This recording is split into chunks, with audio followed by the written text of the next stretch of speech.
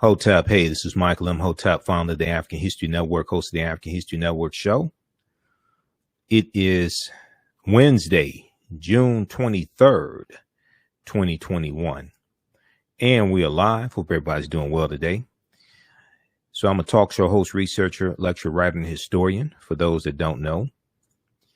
And I wanted to come on and talk with you all for a few minutes to let you know about a new online course that I teach that is starting up on Sunday, July 4th, the 4th of July, Sunday, July 4th, 2021, 2 p.m. Eastern Standard Time.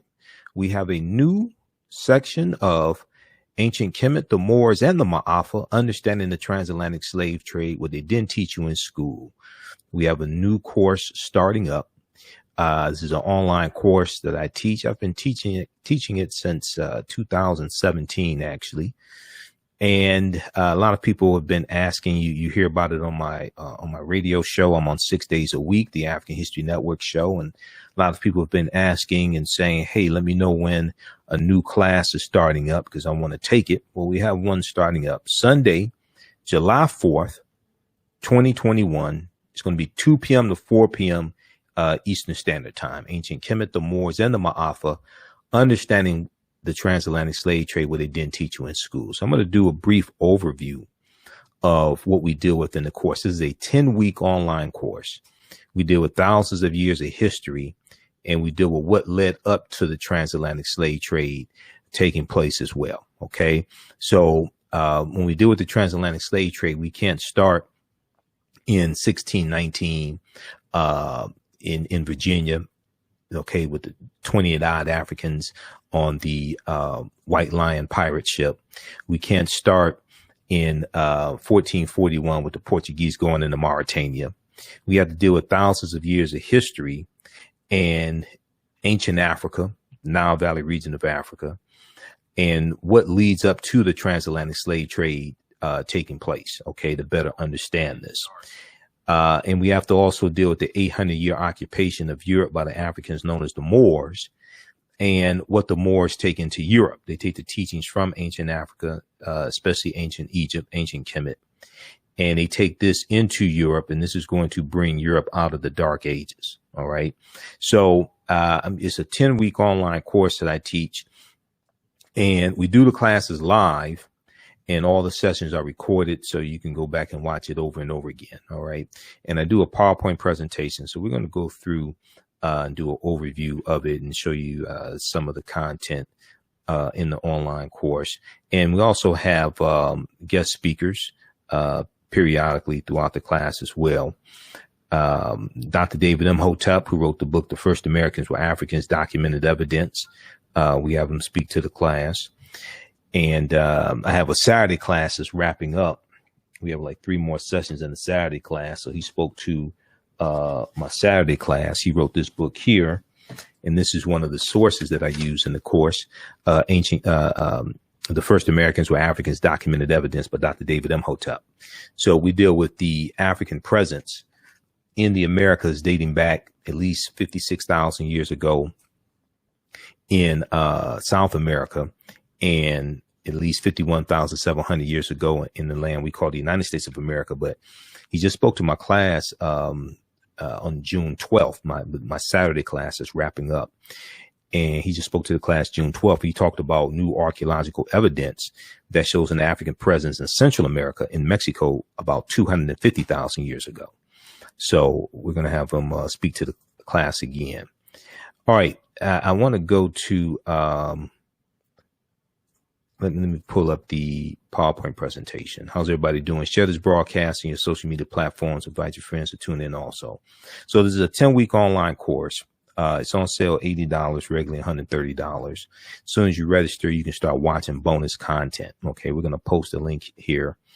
And what I'm going to do is, since we have a course that's wrapping up, we're going to enroll you in the new course that starts Sunday, July 4th, but also will enroll you in the class that's wrapping up that's on Saturdays, 12 noon. So you'll be able to join us for 3 more sessions of the Saturday class. All those sessions are archived also, and you'll be enrolled for the new class as well.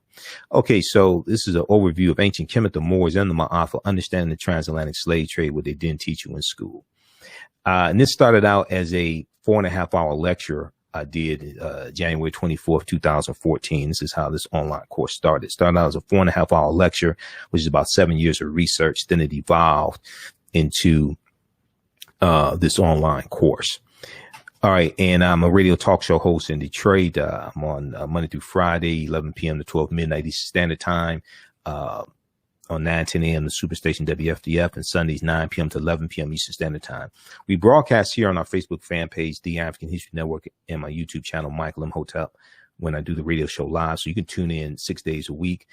You can also download the iHeartRadio app. Download the iHeartRadio app, and you can listen to the radio station live and listen to my show live through the iHeartRadio app. Okay. All right. So this is the flyer, and you also see it at our website, AfricanHistoryNetwork.com, for the online course also.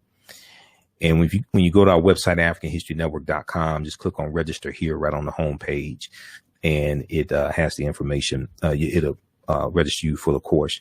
So whenever I speak, I know I may say some things that are outside the circumference of some people's awareness. And there's going to be some things probably here in this preview that I say that may be outside of the circumference of your own awareness. It does not mean that it's not true. It just means you have to do some research to understand what I'm talking about. So I learned this from one of my teachers, Dr. Ray Hagins. Usually have people put their fingers together to form a circle. And I usually say something like this: the space inside this circle represents my realm of knowledge. Everything that I think I know about whatever I think I know is represented within the circumference of this circle. I must keep in mind that there's still things to know that exist outside the circumference of my own awareness. Okay.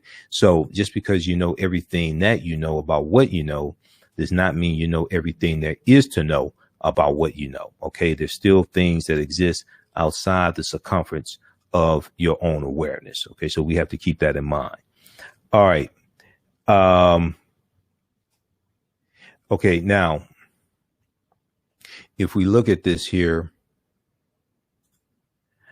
let's continue. So a lot of people, one of the people we deal with in the online course, we talk about Imhotep, and Imhotep ties into history as well. So a lot of people ask, how you pronounce your last name. It's Imhotep. Imhotep means he who comes in peace in the ancient Middle Netter language. Okay.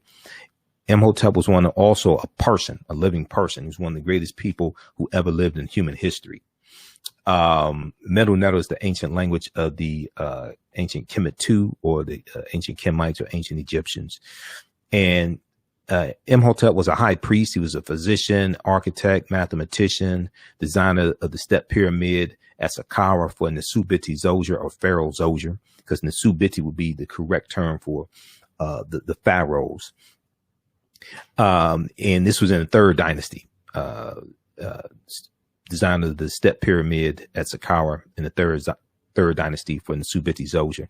He was also known as the world's first multi-genius. Okay. You see him living around 2780 BC to 3000 BC, somewhere between there, depending upon which timeline of history that you use. The dates may be 200 or 300 years off. Okay, something like that. But you'll see him living anywhere from 2780 BC to 3000 BC, because we know at least 130,000 years of our history has been stolen. I go with the oldest dates I can find. Okay. Now, also, I encourage people to check out this book here by Dr. Molefi Keti Asante. All right. This is the Egyptian philosophers. The Egyptian philosophers. The Egyptian philosophers, ancient African voices from Imhotep to Akhenaten. And this deals with ancient African philosophers. Ptahhotep, Imhotep, Kunanup. He goes through and lists a number of ancient African philosophers before Aristotle, Socrates, Plato, Kagimni, Sanchi. So he has a number of them. Okay. This is in ancient times. So check this out from Dr. Molefi Keti Asante. the Egyptian philosophers, ancient African voices from Imhotep to Akhenaten. All right, let's continue here. How's everybody doing? Share this broadcast on your social media platforms. Invite your friends to tune in as well. We posted the link here. You can go ahead and register for the online course. As soon as you register, you start watching the bonus content. You can watch the class that I do currently on Saturdays that's wrapping up. We have like 3 weeks left. All that content is archived. You can start watching that, and you'll be registered for class number 1 that starts Sunday, July 4th, 2021, 2 p.m. Eastern Standard Time for the 10-week online course. So this is Imhotep. These are famous statues of Imhotep. Okay. Famous depictions of him. This is Imhotep, and this is not Imhotep. In the 2001 movie, The Mummy Returns, the villain's name was Imhotep, or one of the villain's names was Imhotep. Consequently, many of our children think that one of our greatest ancestors was evil and not of African descent. So they have this Arab Eurasian looking depiction of Imhotep, played by actor Arnold Vosloo. Okay, he was in the movie. He's a high priest named Imhotep in the movie. So, we have to be very cognizant and protective of the media that our children consume. Okay, because this is one of the main ways that our children are attacked. They're attacked through the media, and this is programming. All right. Okay. So right now, if you watch my show, you hear me talking about the attacks on critical race theory, the attacks on the 1619 Project. All this is taking place. Backlash from Juneteenth, attacks on Juneteenth from the right wing. All what we're going to see, all this is dealing with history. And this all ties into what's taking place right now. Almost 400 voter suppression bills in 48 state legislatures. We just saw the Republicans in the Senate on Tuesday, June 22nd, blocking the procedure to have a debate on the voting rights on the For the People Act, the new voting rights bill, for the People Act. We see all these things taking place. They all tie into history. Okay. And we saw a lot of that also with the 100th commemoration of the Tulsa Race Massacre, June 1st, 1921. And then we saw it June 1st, 2021. All this ties into history as well. Okay. So these are many of the things that we deal with in the class, and we deal with how history and politics and laws intersect, how they collide. This is why we deal with a chronology of history. We're going to deal with tens of thousands of years of history and bring all this up to the transatlantic slave trade and go through the transatlantic slave trade up to the basically up to the Civil War. Okay. All right. Now I want to go through and just show you a few recent articles, and we see how all this collides, and this attack collides from Republicans, from the right, and they're trying to shut down discussions of critical race theory, shut down. And most of them can't tell you what critical race theory is, but they're trying to shut down discussions when it comes to systemic racism, teaching the history of slavery, etc. All right. And if you watch my show 6 days a week, we go through and break all this stuff down. Okay. So if we look at this here, now this article is from USA Today. Mock slave auctions, racist lessons, how U.S. history class often traumatizes and dehumanizes Black students. Okay. Mock slave auctions, racist lessons, how U.S. history class often traumatizes, dehumanizes Black students. And every February we see these slave lessons gone wrong. And even throughout the year, we hear about these lessons that are insensitive to African Americans. Slave reenactments and things like this in class, slave like board games, etc. Okay. And all this ties into history. These are things we also have to protect our children from. Now, one of the things that I use in one of the things I teach from, we use this in the class, and you hear me talk about this on my show, is this study here from the Southern Poverty Law Center, Teaching Hard History American Slavery. And this is a 52-page study that breaks down how the history of slavery is being incorrectly taught in schools all across the country, and how to more correctly teach this history. Okay. So you can download that from the Southern Poverty Law Center, splcenter.org. And it's called Teaching Hard History, American Slavery. We'll post the link here for you as well. And you can download, it's free to download. Every school district in the country should be using this, because if they did this, and then it also lays out numerous strategies and different ways to more correctly teach the history of slavery also. Okay. If school districts use this, it'll make a big difference. We'll talk about this more in just a minute here. Now, this is another article here. This is from February 10th, 2021. Republican state lawmakers want to punish schools that teach the 1619 Project. Republican state lawmakers want to punish schools that teach the 1619 Project. And what we've seen is that because of the executive order that Donald Trump did in September 2020, banning critical race theory and different types of diversity training, things like this. This is where the attack on critical race theory from Republicans really started, going back to September 2020. Critical race theory is a 40-year-old theory. It's a 40-year-old ideology that is taught not in K through 12, but is taught in graduate schools, basically graduate schools in college and law schools. It's a legal analysis. It's not taught in K through 12. So, but you hear this hysteria coming from Republicans, and you have about 20 different states that have passed some type of law banning critical race theory, and all they're trying to do is galvanize support amongst their followers, galvanize support amongst Republicans, because they're not passing or advocating from bills in the House of Representatives or the U.S. Senate that are in general beneficial to everyday Americans.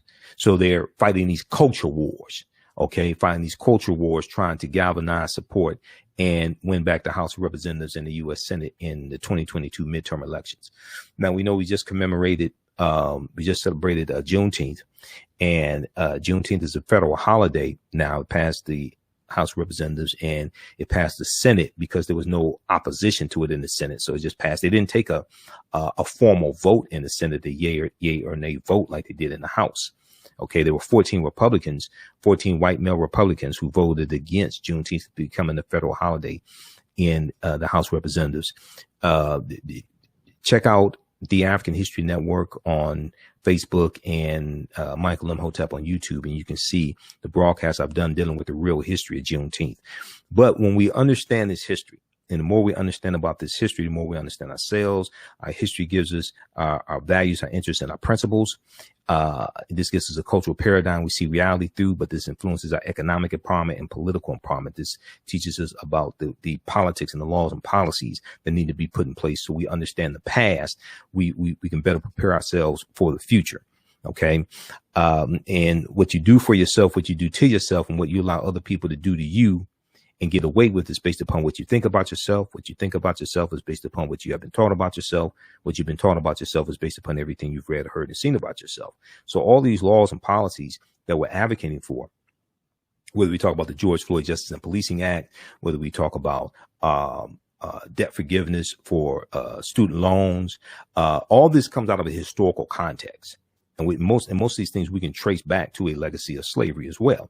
Whether we talk about reparations and Juneteenth is directly related to reparations, repairing the damage of slavery. All this is connected. But this article here from the New York Times, and we talked about this on my show as well. This article here from the New York Times, this is from, what date is this? This is from, let me flip over and look at the article from the Times. I think this was July 16th. Okay. July 16th, 2021. Most Americans know little or nothing about Juneteenth poll finds. Most Americans know little or nothing about Juneteenth poll finds. It's about 60% of Americans know little or nothing about Juneteenth. Now, African Americans have been celebrating Juneteenth to various extents. since 1866. If 60% of Americans know little or nothing about Juneteenth, how much do they know about slavery? America must have a massive history lesson. America must have a massive history lesson. And many African Americans don't know about slavery, don't really understand the history of slavery, etc., and Reconstruction, what happened after slavery. So Americans in general are very ignorant of history. And we see this also when we look at January 19th, 2021. There was a story from CBS this morning. And they did a story how most Americans don't know what's in the U.S. Constitution. Okay. Then we look at studies from AL.com, Alabama.com. 2/3 of Americans cannot name the three branches of government. Okay. 2/3 of Americans cannot name the three branches of government. So when we go through and look at this, people's understanding of history largely influences who they vote for, the policies they support, and who they vote for political office.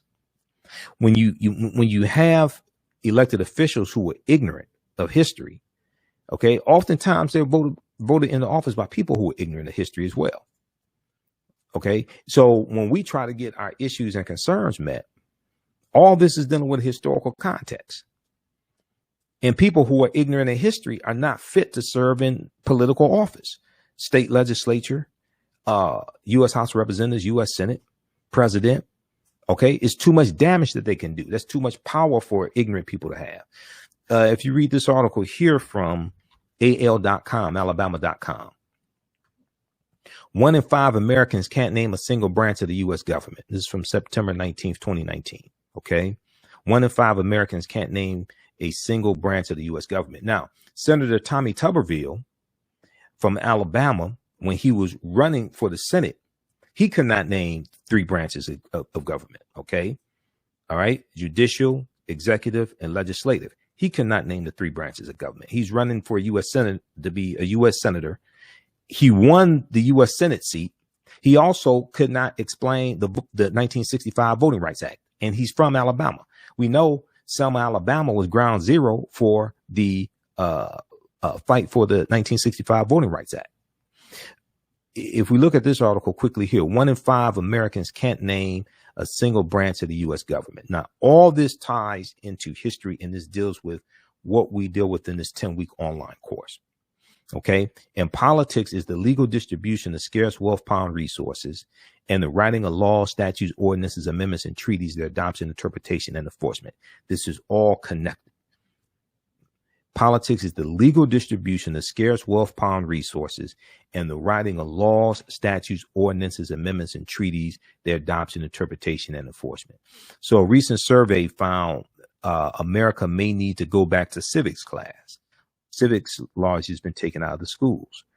Unfortunately, this is why we have to teach this to our children, and civics has to be put back into schools.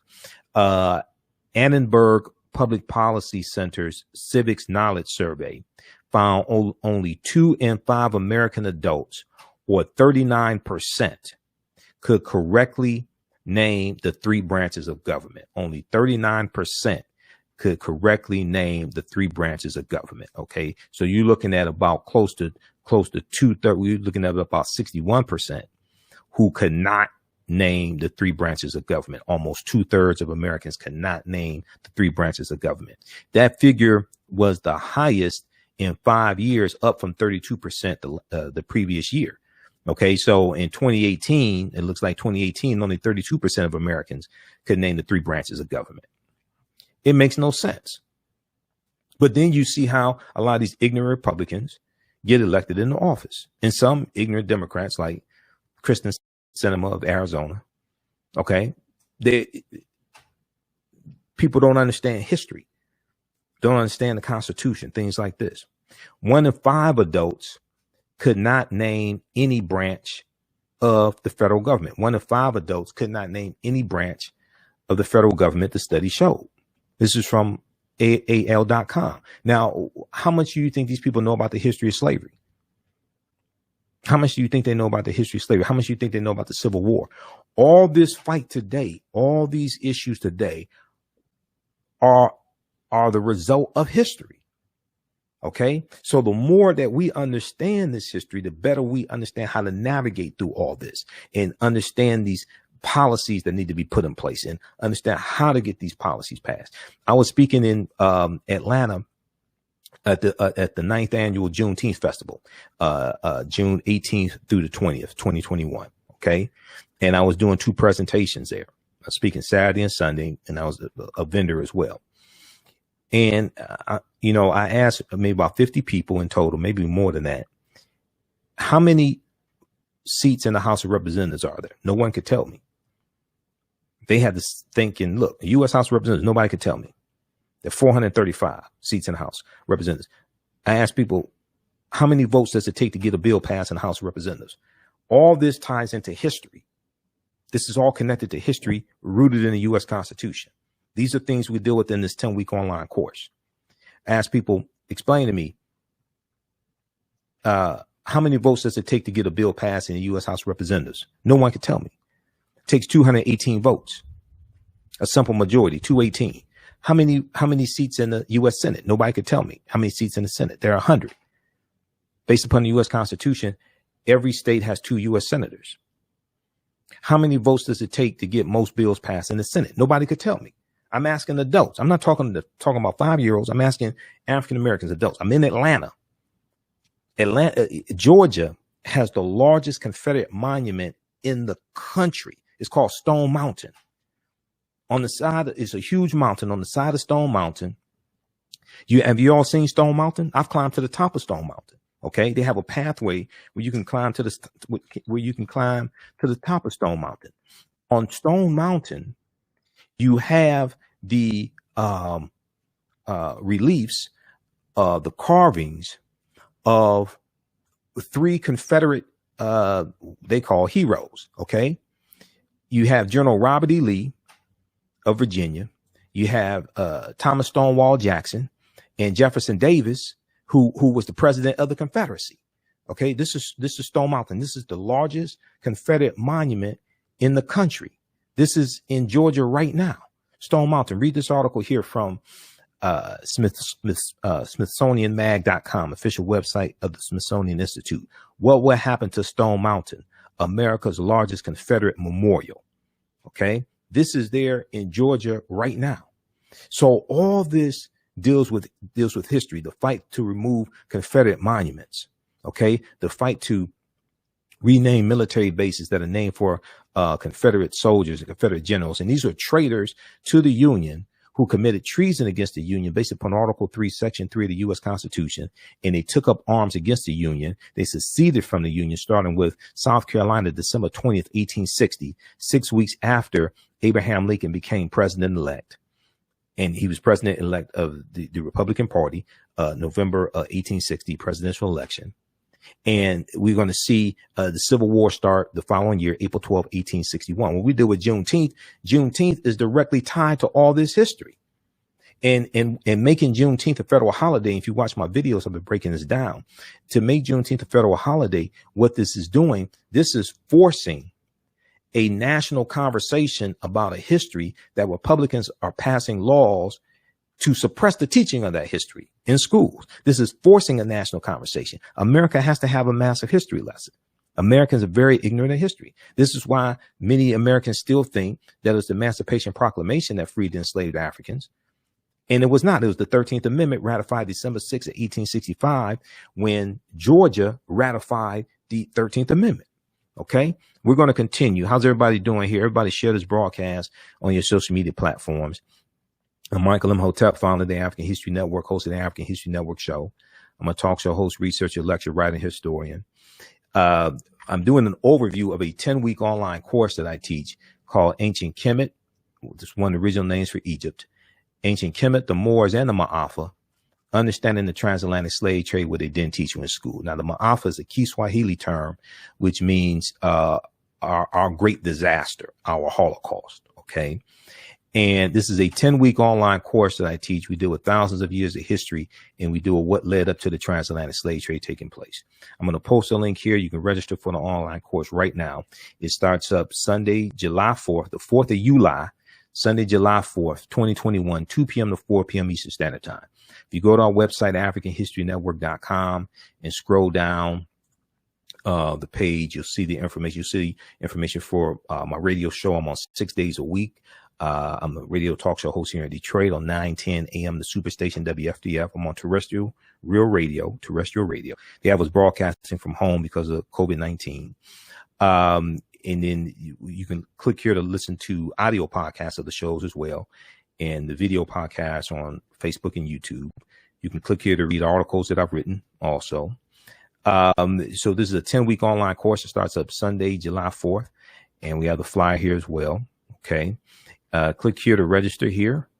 It takes you to the next page, and click right here to enroll. As soon as you enroll, you can start watching content. Okay. So what we're going to do is, we have a class that meets on Saturdays right now that's wrapping up, and you're going to get enrolled in the Saturday class so you can start watching the content going back to class 1, and you can join us in the Saturday class, which meets 12 noon to 2 p.m. Eastern Standard Time. So you can join us for the last few sessions of the Saturday class, and you'll be enrolled in the Sunday, July 4th class that starts with class number 1. For the 10-week online course. Okay. So as soon as you register, you can start watching content.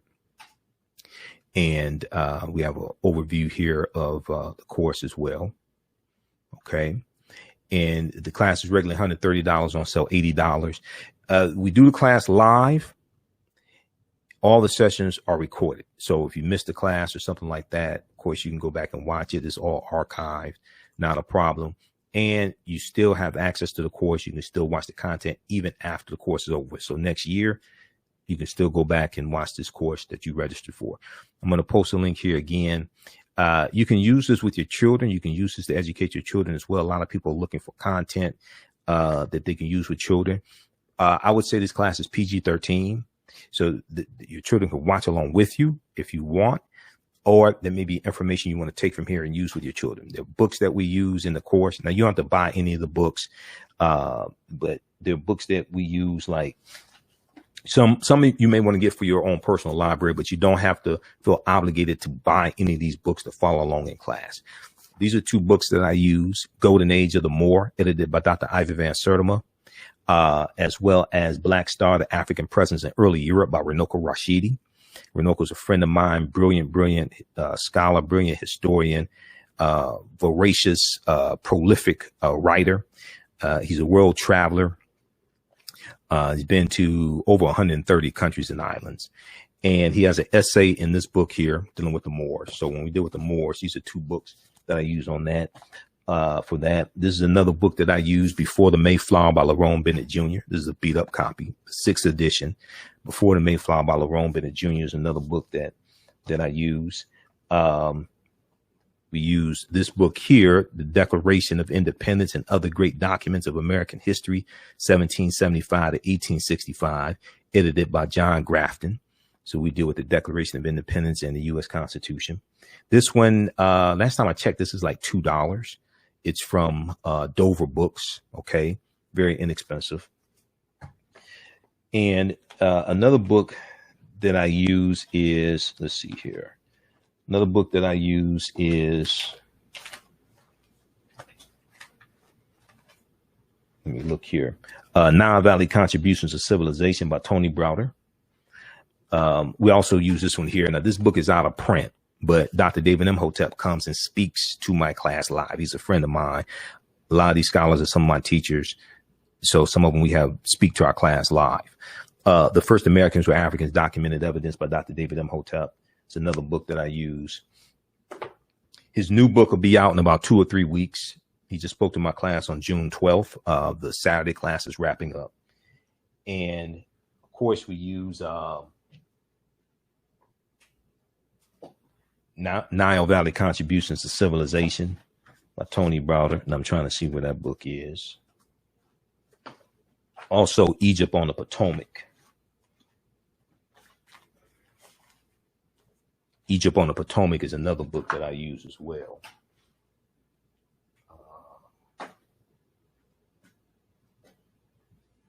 Okay, I'm not sure what those are.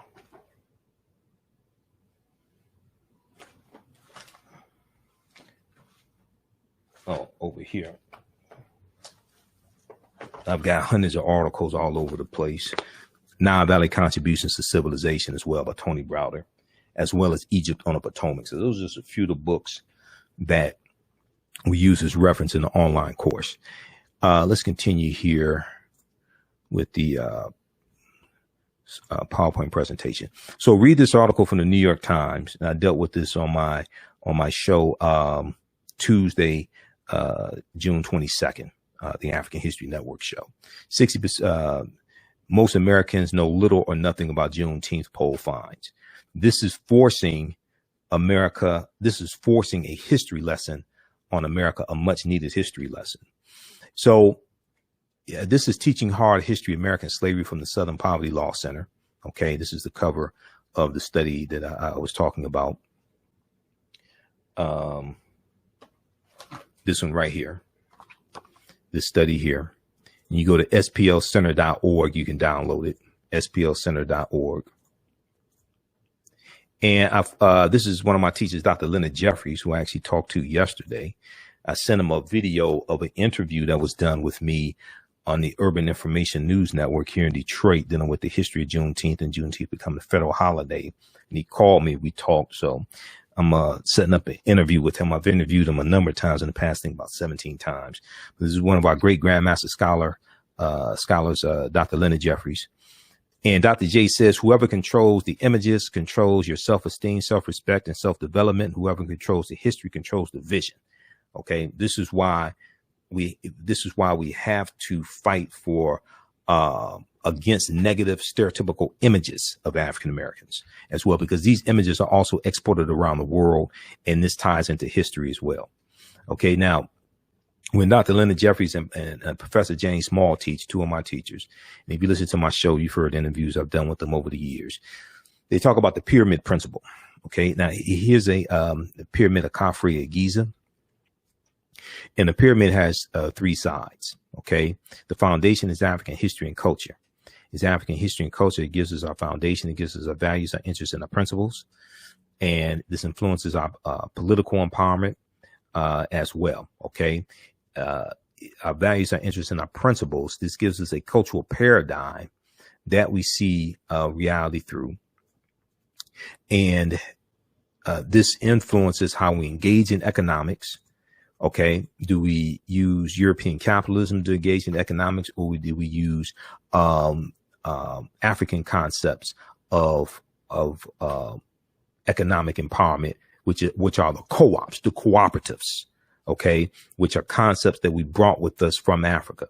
If you read Collective Courage by Dr. Jessica Gordon Nimhart, Collective Courage, which deals with a history of cooperative economics and the co-ops that we had. Where's that book? Collective Courage. Right here. Collective Courage by Dr. Jessica Gordon Nimhart. This deals with the co-ops that we had, even during slavery. The things like the Free African Society of 1787, the Colored Merchants Association, founded about 1928, which comes out of the Negro Business League, the National Negro Business League, and the Colored Merchants Association was an association of African-American grocery store owners.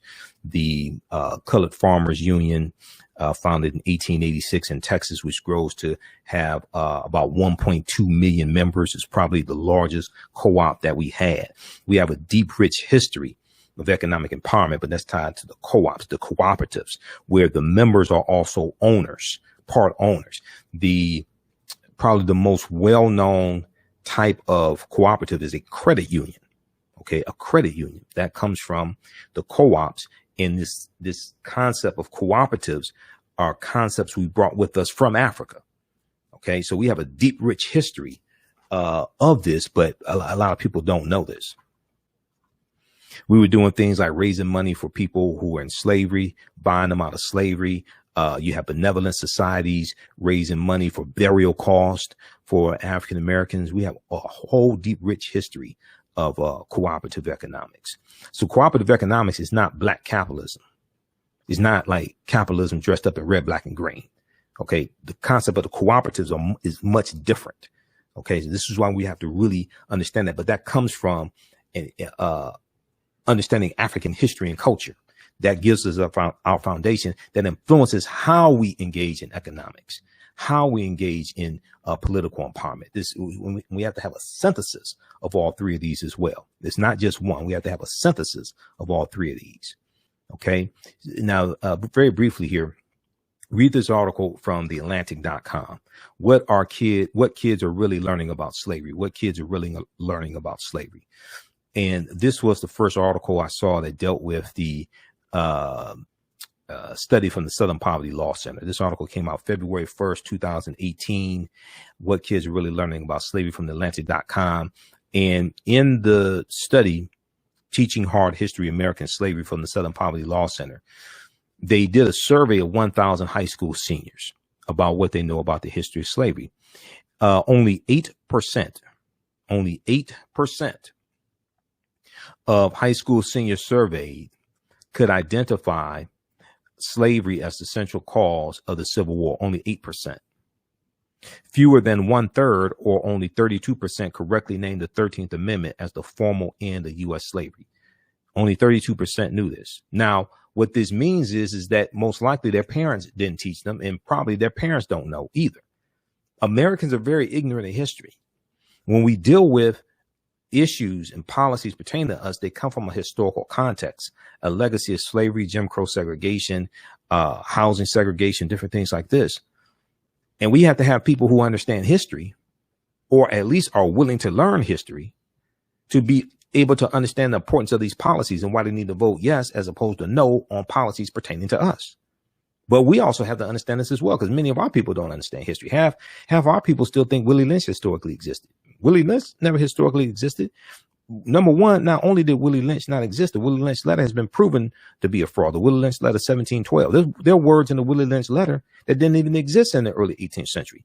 And the syntax, the sentence structure of the English vernacular was different in the early 18th century than it is in the 20th century or the 21st century, late 20th century, 21st century. Dr. Kwabena Ashanti came out and admitted he wrote the Willie Lynch letter about 1970. It's a fraud. And Willie Lynch never historically existed. That's why you don't hear any abolitionists talking about Willie Lynch, or you don't find Willie Lynch anywhere in history. Now, there was a Captain Willie Lynch in the 19th century, but that's 100 years later. That's 100 years later. This is a different person. So let's continue here. So read this one here from theatlantic.com. Okay. And this shows how little 12th graders actually know about history and about the history of slavery. And fewer than half, or only 46% of 12th graders surveyed, identified the Middle Passage as the transport of enslaved Africans across the Atlantic Ocean to North America. So we have to educate our children on this. This is a study here, new study.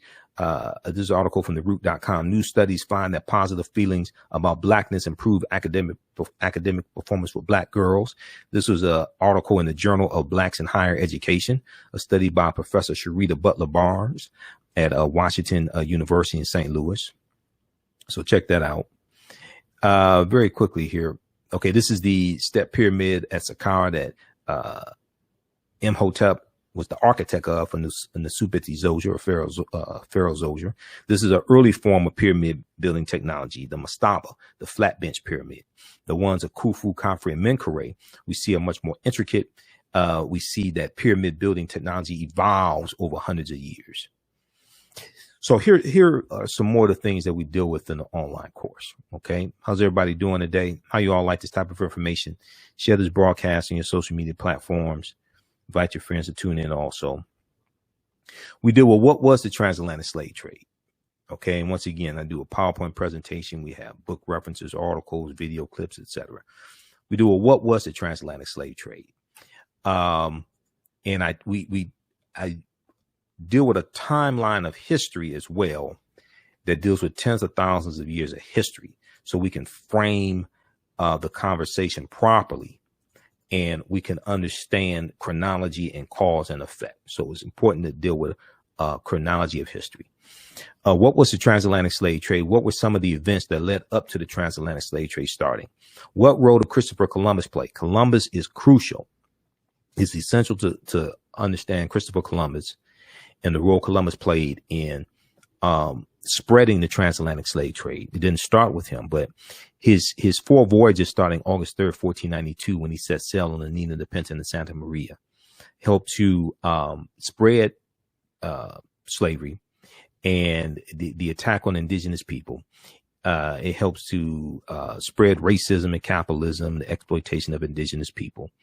And we're going to see the Spanish conquering areas, Haiti, Puerto Rico, Cuba, Honduras, Panama. They're also setting up these sugarcane plantations as well. They're killing the indigenous people. They are bringing in Africans, shipping in Africans, enslaving them as well.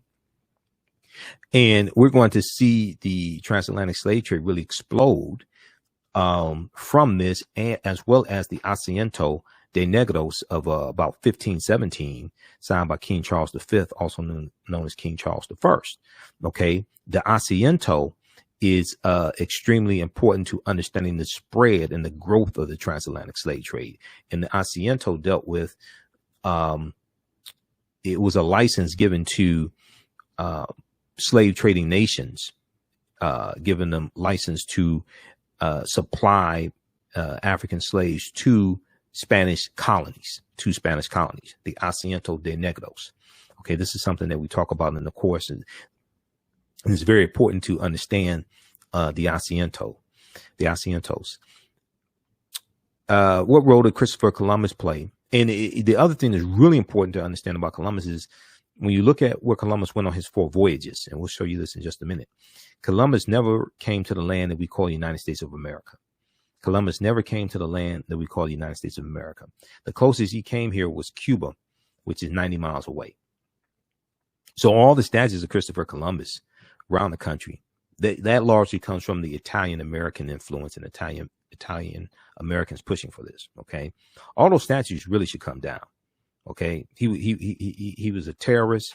He inflicted genocide amongst the people, and he's not somebody that should be honored. We see more and more cities and states are celebrating Indigenous Peoples Day, but Columbus was a master of genocide. This is not somebody that we should be celebrating, especially African Americans, because a lot of people he was killing were African Americans also, were African people. All right, now,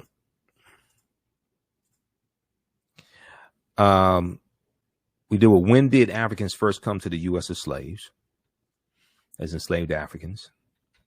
And I know there's a whole lot of focus on 1619. Okay, a lot of focus on 1619. 1619 in Virginia did happen, but African people were in this land going back tens of thousands of years before 1619. Okay, this is something that is important to understand. Even when you just look at the Spanish taking Africans into the area that we call South Carolina, they were doing that in 1526. This is 93 years before Virginia. Okay, 93 years before Virginia. And when we look at Juan Garrido, and we talk about this, when we look at Juan Garrido in 1513 coming into Florida with the Spanish conquistador Juan Ponce de Leon. Juan Garrido was of African descent. He was born in West Africa around 1480. So Juan Garrido, we know this may be the first African we know of by name. We know he was here in 1480. Okay, that's before 1526. And that's in Spanish territory, Florida. Okay, so this is long before 1619. So this is why we have to understand this chronology of history. And it's important to know that African people did not first come to this land conquered by Europeans, shackled in chains either. We deal with, did Africans sell themselves into slavery? We deal with that complicated history. Were African people in America before the slave trade? Yes, we were. Okay. Yes, we and when you read the first Americans were Africans documented evidence, and this is why this is one of the sources I use in the class. We were in this land before Native Americans came into existence. We were in this land before Native Americans came into existence also. Okay. The first Americans were Africans documented evidence by Dr. David Imhotep. African people of Khoisan have the oldest DNA on the planet. They come from Southern Africa. They go all around the world. And they were in this land as well. The short-statured Africans, okay? The short-statured Africans, ancestors to the Anu and the Twa. There's a article from face-to-faceafrica.com that deals with the Khoisan, and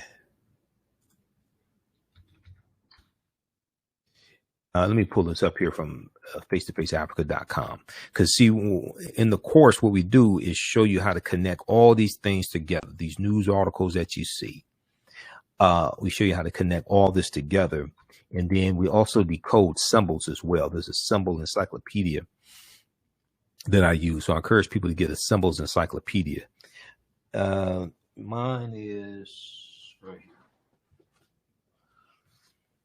Signs and Symbols, an illustrated guide to the origins and meanings. Signs and Symbols, an illustrated guide to the origins and meanings.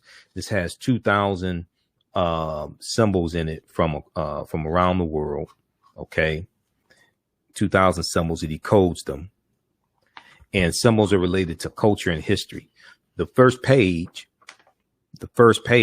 is Heru out of ancient Kemet. Okay, that's on the first page, Heru out of ancient Kemet. And then we look at, on the front, we see different symbols from the Medu Neter. Okay, we see the Eye of Heru, we see a pyramid. And then on the back, we see some of those same symbols. Then we see the Ankh, the African key or African symbol of eternal life, the Ankh. And we know that plays a part in the story of Asar, Aset, and Heru. And Aset being impregnated with the virgin, the virgin Aset being impregnated with the baby Heru, who's going to be born on December 25th. All this is connected. This comes out of ancient African mythology, spiritual systems. This is all connected. All right, now. So this article here from Amazon, from dealing with Amazon.com. This is from face-to-faceafrica.com. Africa's oldest ethnic group fights to keep ancestral land away from Amazon reach. Amazon.com reach. This is from June 4th, 2021. This is a Khoisan man. Amazon is looking to build its new African headquarters in Cape Town, South Africa, in a project that will take between 3 and 5 years. However, the land on which the multi-billion-dollar corporation seeks to put its edifice belongs to the local Khoisan people, reputed to be the oldest existing people in the world. Read the rest of this article here, dealing with the Khoisan. Okay. These are the short-statured Africans. They're the ancestors to the Anu and the Twa. They go all around the world, and they were here in this land as well. All right. How y'all like this type of information? We're going to post the link again here so you can register for the online course. This starts up Sunday, July 4th, the 4th of July, as Dr. Shaka Musa Baron Shango called it, the 4th of July. He wrote the books African People and European Holidays and Mental Genocide, book 1 and book 2. So when you go to our website, AfricanHistoryNetwork.com, scroll down the home page and you'll see the information for our radio show. Scroll down, you'll see the information for the online course. Okay, and we have a flyer here. Click right here for register here. Takes you to the next page. Click on enroll. As soon as you enroll, you can start watching course content. And like I said, we have a class on Saturday that's wrapping up. We have like 3 more sessions of the Saturday class. So we're going to do 2 things for you. You're going to enroll you in the Saturday class so you can watch the last 3 sessions or so. That meets on Saturdays, 12 noon to 2 p.m. Eastern Standard Time. And we'll enroll you in the new course that starts with class number 1 on Sunday, July 1st. Okay, Sunday, July 1st, 2021. And it's going to be 2 p.m. Class is going to be 2 p.m. to 4 p.m. Eastern Standard Time. And we do the class live. All the classes are live, but we record all of them as well. All the sessions are recorded. So if you miss anything, you can go back and watch it archived on demand. And you can watch from around the world as well. All right. So let me post the link here. You can register for the online course. You can start watching content right away. And you're also in the Saturday class that you'll also get the archives of. You can watch the class that where archaeologist Nubia Wardford spoke to our class. She's an African-American female archaeologist. We talked about the origins of ancient Kush and the African queens of antiquity. And then also you can see the class where Dr. David Imhotep spoke to our class as well. The author of The First Americans Were Africans, Documented Evidence. All right, so we just posted the link here. Let's go back to the PowerPoint presentation. So we did, when did Africans first come to the U.S. as slaves? Did Africans sell themselves into slavery? We did with that complicated history. Were African people in America before the transatlantic slave trade? Absolutely. We were here before Native Americans came into existence. When we deal with Columbus, Columbus is crucial to understanding the exploitation of indigenous people and the spread of capitalism, racism, slavery, etc. Columbus and his 4 voyages. So he set sail August 3rd, 1492 on the Nina de Pinta and the Santa Maria. And he ends up in the Bahamas, or what he calls San Salvador, October 12th, 1492. This is why Columbus Day is celebrated on October 12th. He goes into Cuba and Hispaniola, which is Haiti. His second voyage, September 1493, he goes into the West Indies and Boricuan, which is Puerto Rico and Jamaica, in 1494. His third voyage, May 1498, he goes into Trinidad and the Venezuelan mainland in South America. And fourth voyage, May 1504, he goes into Panama and Honduras in Central America. He never comes to the land that we call the United States of America. Okay, he never comes to the land that we call the United States of America. So all those statues of Christopher Columbus, they should come down in the U.S. I'm against tearing statues. I'm against that because I don't want people to do that to statues of our heroes. But the authorities, city council, governors, they should take all those statues down, put them in museums. Okay, all those statues of the master genocide, Columbus, should come down. He was a fraud also. Read one of the books we use is Christopher Columbus and the African Holocaust, Slavery and the Rise of European Capitalism by Dr. John Henrik Clarke. This is another book we use in the class. Christopher Columbus and the African Holocaust, Slavery and the Rise of European Capitalism by one of our Grandmaster Scholar Warriors, Dr. John Henrik Clarke.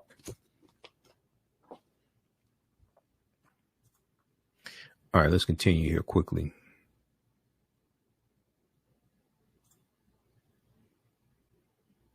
So some other things we deal with in the online course, the 800-year occupation of Europe by the Africans known as the Moors. This is crucial to understanding the transatlantic slave trade, understanding this history. Okay, we can't just go from ancient Kemet and Ta-Nehisi and Nubia and things like this, Abyssinia, Ethiopia, to the slave trade. You got to deal with that 800-year occupation of Europe by the Africans known as the Moors, who had taken the teachings from ancient Kemet, ancient Egypt into Europe, is bringing Europe out of the Dark Ages, and is going to save Europe from the Black Death, the bubonic plague, which hits in spurts from 1347 AD to 1400. And Europe lost between 1/4 to 1/3 of the population because of the Black Death. And they're coming out of the Dark Ages, and they're going in and conquering people's land, extracting the mineral wealth out, setting up sugarcane plantations, and Europe is rebuilding itself as well. Okay, so they go from the Dark Ages into the Renaissance age, which is an age of enlightenment, allegedly. We deal with shocking archaeological discoveries that are causing experts to rethink everything. Insurance companies that took out insurance policies on slave ships and enslaved Africans on plantations. Freemasonry, America, and the founding fathers. The origins of the term America, Africa, and more. So there's a lot we deal with. This is a 10-week online course here. The problem with slave movies, why are we being bombarded with slave movies and slave-themed TV shows? And this is something I talked about even when the TV show Underground was on. You know, we're the TV shows about Africans in antiquity and ancient Kemet and Ta-Nehisi when we ruled nations. Okay. Well, where are TV shows like that? If you're going to have TV shows like Underground, you're going to have TV shows during slavery. Okay. Where are TV shows, of Africans in antiquity when we were ruling empires in Ghana, Shanghai, and Mali, different things like that. We do it Asar, Aset, and Heru, and the origins of the Immaculate Conception story. And what you're going to see is a lot of these. You're going to see that a lot of these stories that we see now. This may go outside the circumference of some people's awareness, but a lot of the stories that we see in Christianity or in other religions are going to be adaptations of much older stories coming out of ancient Africa. And they're going to be adapted to various people's cultures, and the names are changed and things like this. Okay. But we see this even with the Helios Biblos, or the Sun Book, or what we call the Holy Bible. When we look at the word Christ comes from the Greek word Christos, and we know Christ meaning anointed one or anointed. But this goes back to Karest, Karst, Karest, which means the rising of the spirit, which is, out of ancient Kemet, ancient Egypt. So, you know, it's one of my teachers, Professor Kabahaya Watha Kamene, says to understand the existence of something, you must first understand the pre-existence of existence. To understand the existence of something, you must first understand the pre-existence of existence. So we deal with all that in the Asar, Aset, and Heru, and the origins of the Immaculate Conception story. Links to ancient Kemet, Egypt, and early Christianity, Freemasonry in America. And we know Freemasonry is based upon the teachings coming out of ancient Kemet in the mystery systems, the Grand Lodges out of ancient Kemet, ancient Egypt. The fake Willie Lynch letter, 1712. The African influence in the film Black Panther, because the film Black Panther is deep on multiple levels. I did like 3 months of research on the film Black Panther and the comic book to be able to do my lectures on it. And, you know, the language spoken in the film Black Panther is isiXhosa, which is a Bantu language, is a real African language. Wakanda is a Kikongo word, but Wakanda is also a Native American word. We see it in Omaha Ponca and Sioux Indian languages. It means possesses secret powers, Wakanda. Now, what was the transatlantic slave trade? The transatlantic slave trade was the forced journey of African people from Europe to Africa to the Americas. Trinkets from Europe exchanged for Africans, or used, or they used money to purchase them. It lasts from basically the 1440s to 1865, right about 1441, with the Portuguese going into Mauritania. What was the Middle Passage? The Middle Passage was the leg of the triangular trade from Africa to America, or the New World. Manufactured products such as rum, textiles, weapons, gunpowder, etc., were taken from Europe to Africa in exchange for Africans who would become slaves, or for exchange for gold and silver. The African slaves were then sold in the Americas Caribbean, etc., for raw materials such as sugar, molasses, which was turned into rum, tobacco, later on cotton, and also for fish, flour, and foodstuffs. Okay, this deals with the Middle Passage. So we go through and break down all this, show you step by step. We have maps, etc., to get a better understanding of all this. And this brings you right up to today. We can go through a chronology of history. The attacks on the voting rights of African Americans. We can go back to 1890. We'll go back to 1870, actually. Go back to 1870 with the 15th Amendment being ratified February 3rd, 1870, and adopted. 15th Amendment guaranteed the right to vote for African American men. And this is during Reconstruction. Reconstruction is basically 1865 to 1877, after the Civil War ends. And we're going to see, as soon as the 15th Amendment is adopted, we're going to see efforts to start putting obstacles in the way of African Americans voting. We're going to see these written into state constitutions, like the Mississippi State Constitution of 1890, which made poll taxes and literacy tests legal. Okay. And we're going to see other southern states start adopting state constitutions with these obstacles in the way of African Americans voting in them, because during Reconstruction, we had about 2,000 African American elected officials that we voted into office. Okay. And many of them were former slaves. And you have white men who are focusing on shutting this down. So they start putting these obstacles in the way of us voting. And the lawsuit of Williams versus Mississippi of 1898, the U.S. Supreme Court rules that it does not violate the Constitution to have poll taxes and literacy tests. Okay. So, and then they're going to have the grandfather clause of 1898, which states that if your grandfather could not vote because he was a slave, then you can't vote. So they're putting all these obstacles in the way of us voting. This is why you needed a Voting Rights Act of 1965, going back to things in the late 1800s and these state constitutions, and the Texas State Constitution of 1876, Louisiana State Constitution of 1898. All this history is connected. It brings you right up to today. All right, let's continue. Okay, so this is Runoko Rashidi. Runoko's a friend of mine, and we use two of his books for reference in the online course also. Golden Age of the Moor and the African Presence, the Black Star, the African Presence in Early Europe. This is Dr. David Imhotep, who wrote the book, The First Americans Were Africans, Documented Evidence. I've interviewed him, I think, 14 times, something like that. His book has 713 footnotes and deals with the African presence in the Americas dating back at least 56,000 years ago and 51,700 years ago in the land we call the United States of America. Page 14 of his book deals with a discovery in Allendale County, South Carolina from 2004 that Dr. Albert Goodyear made. Okay, that Dr. Albert Goodyear made. And Dr. Albert Goodyear is an archaeologist at the University of South Carolina. They found 13 different types of evidence fairly documenting an African presence in South Carolina, dating back at least 51,700 years ago. 13 different types of evidence. They found artifacts, architecture, campsites, carvings, Egyptian writings, footprints in lava, genetic M174D haploid groups dealing with DNA and genetics, linguistics, skulls, skeletons, structures, and tools, okay, and paintings.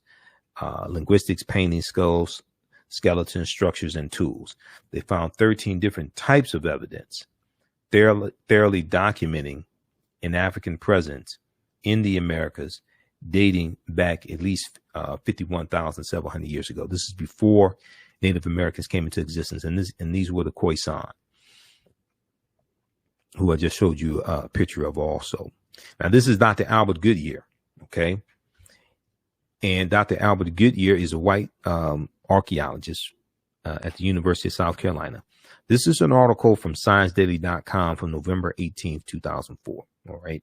How's everybody doing? Share this broadcast on your social media platforms. Invite your friends to tune in as well. We're going to post a link again. You can register for the online course. It starts up Sunday, July 4th, 2 p.m. to 4 p.m. Eastern Standard Time. This is a 10-week online course. Ancient Kemet, the Moors, and the Maafa, understanding the transatlantic slave trade, what they didn't teach you in school. Okay. And you can you register for it now, and we do the classes live. All the sessions are also recorded, so you can go back and watch it over and over again. And we'll also enroll you in the Saturday class that we have that's wrapping up now. It has about 3 more classes, and you'll be able to join us live in the Saturday class, which is meets 12 noon to 2 p.m. on Saturday, Eastern Standard Time. But also we have the previous classes of the Saturday class archived, so you'll be able to watch those as well. This article here from ScienceDaily.com, which is a scientific website, and it has archaeological discoveries, different things like that. There's an article entitled "New Evidence Puts Man in North America 50,000 Years Ago." November 18th, 2004, ScienceDaily.com. Here's a summary of what the article says. Radiocarbon tests of carbonized plant remains where artifacts were unearthed last May along the Savannah River in Allendale County by University of South Carolina archaeologist Dr. Albert Goodyear indicate that the sediments containing these artifacts are at least 50,000 years old, meaning that humans inhabited North America long before the last ice age. Okay, these were the Khoisan. This is before Native Americans come into existence. This is a summary. This is not my summary. This is the summary from ScienceDaily.com about the discovery in 2004 that Dr. Albert Goodyear made. And we go through and we look at numerous recent archaeological discoveries that are just mind-blowing. And when these new discoveries come out, the scientists, the paleontologists are saying we have to rethink everything. There was one, the lost city of Egypt, the Golden City, dates back 3,000 years ago. But they're saying that we have to rethink everything. We have to push the timelines back. Okay. You know, Juvenile had a song Back That Thing Up, like 1998, 1999.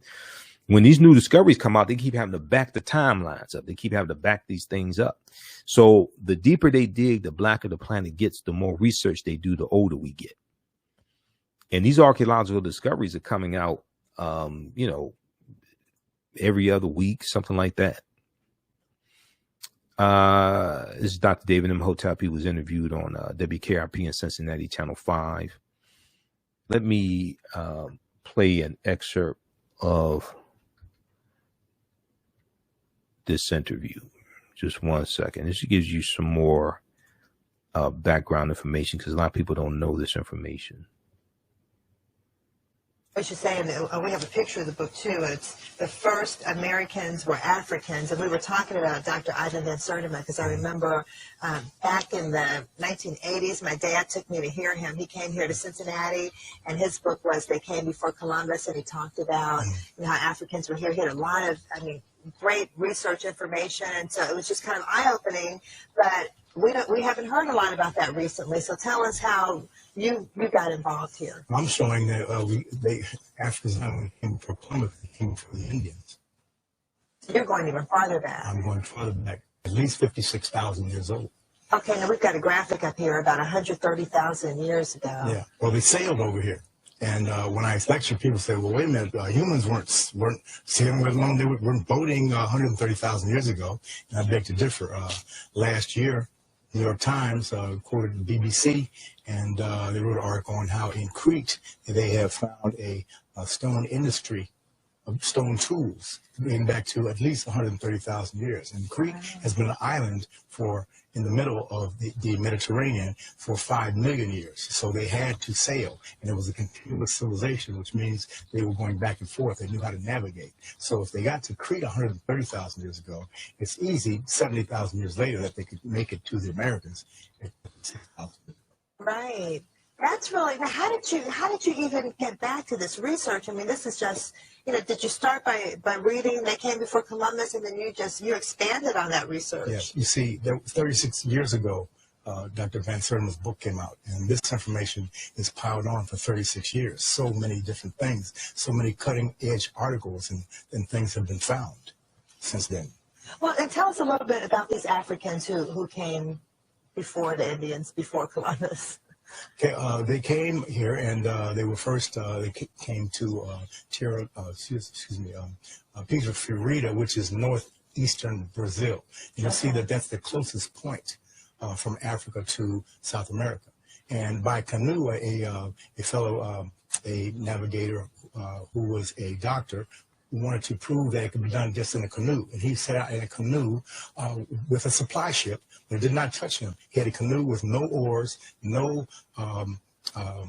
paddle, no sail, nothing. He just sat there, and the currents took him straight from Africa to here. You've heard about people, if you throw a bottle in the water with a note, it'll come over. Yes, there are rivers in the ocean, currents. And it took him 52 days only. So you put a large sail on that vessel, and you get here in less than a month. So it's definitely possible. We know that. It's physically possible. Absolutely. Yeah.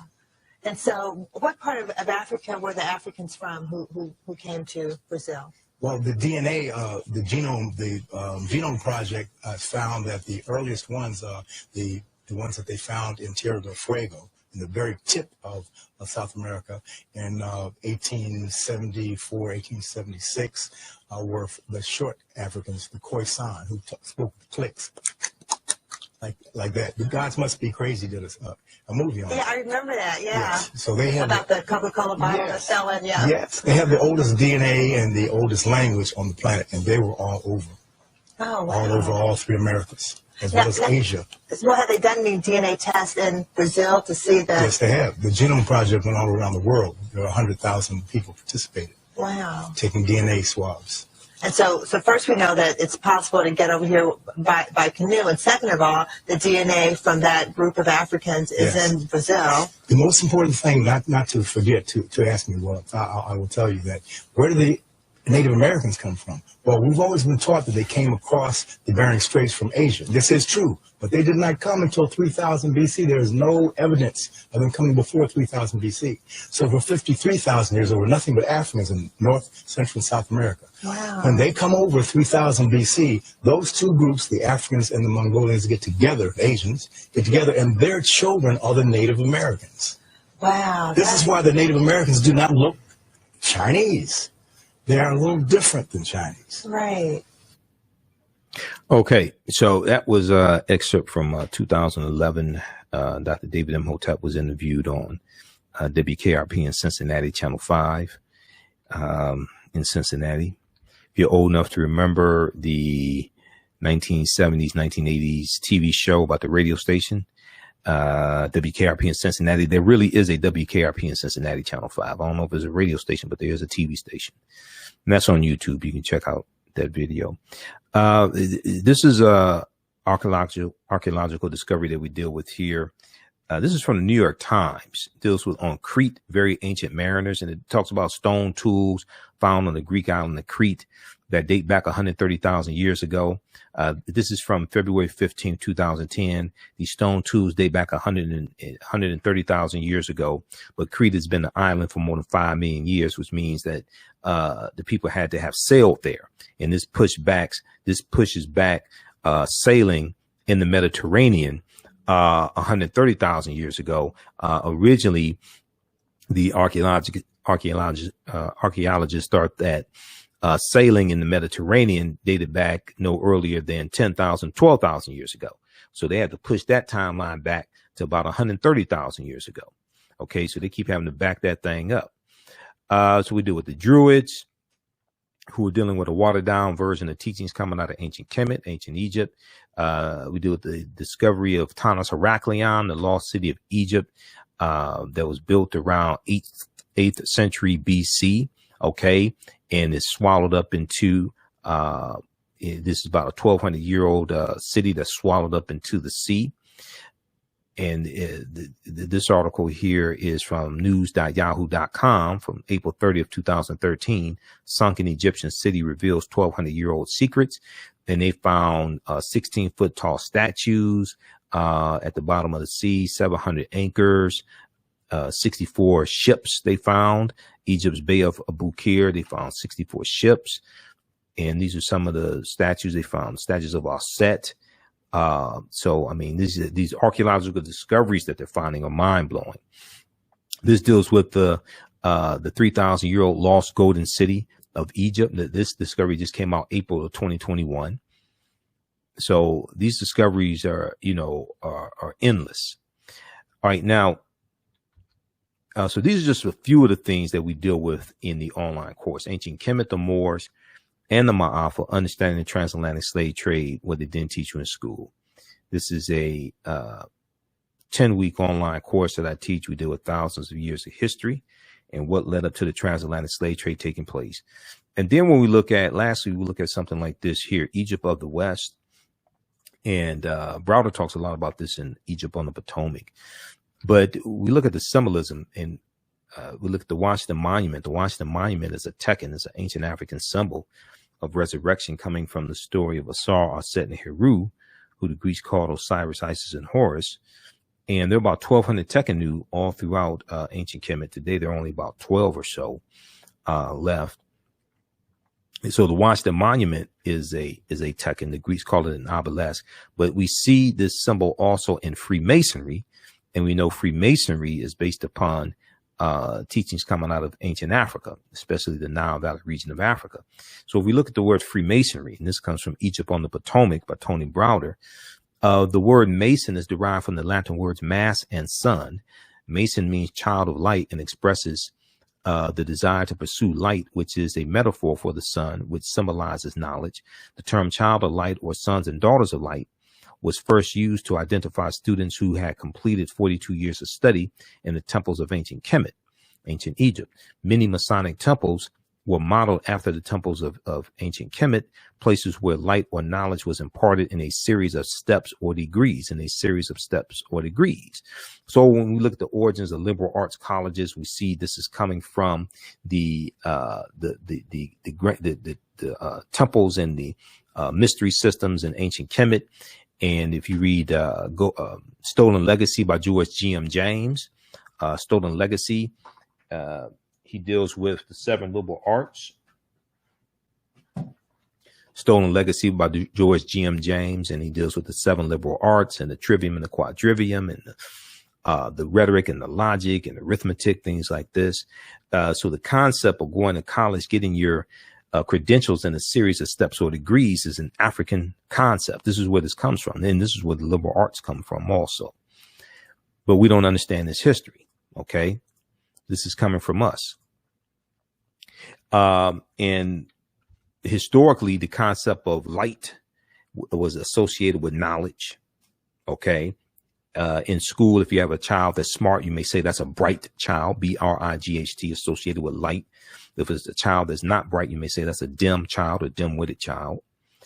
If you see a cartoon and the cartoon character, Doc McStuffins or Tom and Jerry or Mickey Mouse, whatever it is, Paw Patrol, my daughter likes Paw Patrol.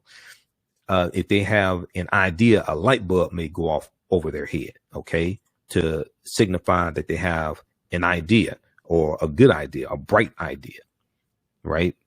And so when we look at Europe in the Dark Ages, and Europe gets cast into the Dark Ages with the fall of the western portion of the Roman Empire in 476 AD, when the Vandals and the Visigoths come down and crush the western portion of the Roman Empire, it casts Europe into a period of darkness. This is ignorance. This is a period of ignorance, okay? Hundreds of years of ignorance, the Dark Ages. So all this deals with history and ties into ancient Africa. Look at pages 18 and 32 of Egypt on the Potomac by Tony Browder. Now, 50 of the 56 signers of the Declaration of Independence were Freemasons, and 13 of the 39 signers of the U.S. Constitution were Freemasons. 4 of the first 5 U.S. presidents were Freemasons, and there have been 14 Freemasons who have been U.S. presidents also. Here's a famous statue of Asar, Aset, and Heru, who the Greeks called Osiris, Isis, and Horus, and Aset was the virgin. Okay, who and you're going to find out that the Immaculate Conception story is thousands of years older than we thought, thousands of years before it resurfaced in the Helios Biblos, the Sun book, with the Virgin Mary and the baby Jesus. This may go outside the circumference of some people's awareness, but the letter J did not exist until 1630 AD. The letter J is derived from the letter I. The letter J is derived from the letter I. And when you look at the word Jesus in the dictionary and look at the etymology of the word Jesus, it takes you back to Yeshua. which is Hebrew. It takes you back to the Yeshua with the Y, because the letter J did not exist until 1630 AD. You can go to maybe like Britannica.com and look up the letter J, and it tells you the origins of the letter J. The letter J comes from is derived from the letter I. And in the historical origin of Christianity by Dr. Walter Williams in chapter 9. Chapter 9 deals with the whole history of the letter J. Okay. And I know Dr. Walter Williams, I've interviewed him a number of times also. This is from The Secrets of ISIS, the TV show that came on Saturday mornings on CBS. They had a Shazam and ISIS hour. And we didn't know that ISIS was a copy. This white woman, ISIS, was a copy of an African woman named Osset, who the Greeks called Isis. Okay. This is where this comes from. When you watch this show, and on Hulu, I think they still may have episodes of it. At the beginning of the show, they talk about how she gets her powers from ancient Egypt, and they start talking about the names of Neteru, Hathor, Heru, all different types of things like this. But they're showing us ancient Egypt, ancient Kemet, but we don't know that they are co-opting it. Okay. And we don't know it was an African woman, Isis, Osset. And so they're from Osset with the baby Heru, born on December 25th of a virgin birth. You get the Black Madonna child that was worshipped all throughout Europe by Europeans. They still have statues of the Black Madonna child in Europe today, in Spain and Portugal and France and Russia, Czechoslovakia. They still have statues of the Black Madonna child. And then we get the white baby and Jesus from this also. Okay. All right. So these are just a few of the things that we deal with in the online course. Ancient Kemet, the Moors, and the Maafa, understanding the transatlantic slave trade, what they didn't teach you in school. It's a 10-week online course that I teach. We did with thousands of years of history and what led up to the transatlantic slave trade taking place. Lastly, I talked about Black Panther. The language spoken in the film Black Panther is isiXhosa. And isiXhosa is the Bantu language. Bantu languages are a group of 500 African languages. 500 African languages belonging to the Bantoid subgroup of the Benue Congo branch of the Niger Congo language family. The Bantu languages are spoken in a huge, large area, including most of Africa, from southern Cameroon eastward to Kenya and southward to the southernmost tip of the continent of Africa. 12 Bantu languages are spoken by more than 5 million people, including Rundi, Rwanda, Shona, isiXhosa. isiXhosa is the language spoken in the film Black Panther, also called Xhosa, and Zulu or Amazulu. Now, Swahili or Kiswahili, K-I, Kiswahili, which is spoken by 5 million people as a mother tongue and some 30 million as a second language, is a Bantu lingua franca important in both commerce and literature. Okay. This information came from Britannica.com, Encyclopedia Britannica, but there are other sources dealing with Bantu languages that you can look at as well. And as I said, the word Wakanda is a very ancient word.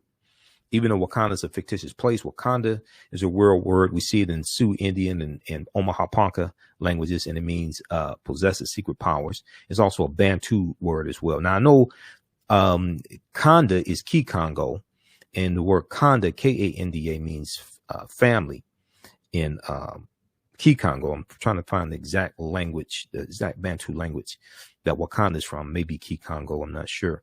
But I know Kanda is Kikongo as well. But I know it's a Bantu word. I'm just trying to find exactly which Bantu language. All right. So we deal with the film Black Panther in the online course as well, because Black Panther incorporates 11 different African cultures. It deals with African history, African spiritual systems. It's a deep movie. And the Wakanda salute comes straight out of ancient Kemet. It's the position of the Nsubitis or the pharaohs. It's always right over left. It's a position of power of the pharaohs when they're deceased. When we have the Nsubitis, when you have the mummies, the tombs. So, and we see this go all around the world as well. Okay, you see this right over left, go all around the world. All right. So we'll post a link here for the online course as well. And it's at our website, AfricanHistoryNetwork.com. And we do the classes live. The class starts Sunday, July 4th, 2 p.m. to 4 p.m. Eastern Standard Time. We're going to also enroll you in the Saturday class that's wrapping up. That meets on Saturdays, 12 noon. As soon as you register, you can start watching archive content that we have right now. Classes 1 through 7 of the Saturday class. You can start watching that. And you'll be ready for a Sunday class that starts up Sunday, July 4th, the 4th of July, because they lied and said that it was Independence Day. Well, maybe their Independence Day, but they were still dependent upon slaves also. So we have this information at AfricanHistoryNetwork.com as well. Let's see. If we go to, when you go to our website, scroll down and you'll see information for the radio show and information for the online course. Click register here. It takes you to the next page. Click on enroll. As soon as you enroll, you can start watching the content. Okay. And the class is regularly $130. It's also $80. And you still have access to the course even after the 10-week course is over with. Okay. Because remember, we do the classes live, but they're all archived. You can watch from around the world. You can use this with your children. I would say it's PG-13. So it's not overly vulgar, and we don't do a lot of cursing, things like that. But, we have to deal with some violence and unpleasant topics as well, dealing with slavery. Okay, and if you want to support the African History Network, $, the AHN Show through Cash App, $, the AHN Show through Cash App. That helps us keep doing the research, stay on the air, keep broadcasting our show 6 days a week, pay some of the bills as well. $, the AHN Show through Cash App. When it processes at our website, or when you click on the link, when it processes the payment for the course, you can do debit card or credit card. It processes it through PayPal. If you want to do it through Cash App, you can email me, ahnshow@africanhistorynetwork.com, ahnshow@africanhistorynetwork.com. And you can send it through Cash App if you like. Let me know it's for the course, so I know what it's for. And be sure to do $, the AHN Show through Cash App, $, the AHN Show through Cash App. And it says, it'll say Michael, and it'll show my picture there, because, I created this chart here because somebody set up some fake Cash App accounts, some fake African History Network Cash App accounts, and they've been stealing money from us. So I already reported them to Cash App. So you see the real one here is our tag is $, the AHN Show, SHOW, and it says Michael, shows my picture. These other ones are fake ones. Okay. And they were all set up after I set up mine as well. Okay. All right. Look, we have to get out of here. Remember, at the African History Network, we focus on educating, empowering, and inspiring African people throughout the diaspora and around the world. Because right now it's correct your own behavior. Be sure to listen to the African History Network show Monday through Friday, 11 p.m. to 12 midnight Eastern Standard Time. We broadcast here on our Facebook fan page, The African History Network, The African History Network, and my YouTube channel, Michael Imhotep, IMHOTEP, and we're on 9:10 a.m. the Superstation WFDF in Detroit. You can download the iHeartRadio app and listen to the show live. And then also, that's at 9:10 a.m. WFDF. Listen on iHeartRadio. And you can search for the African History Network show on iHeartRadio.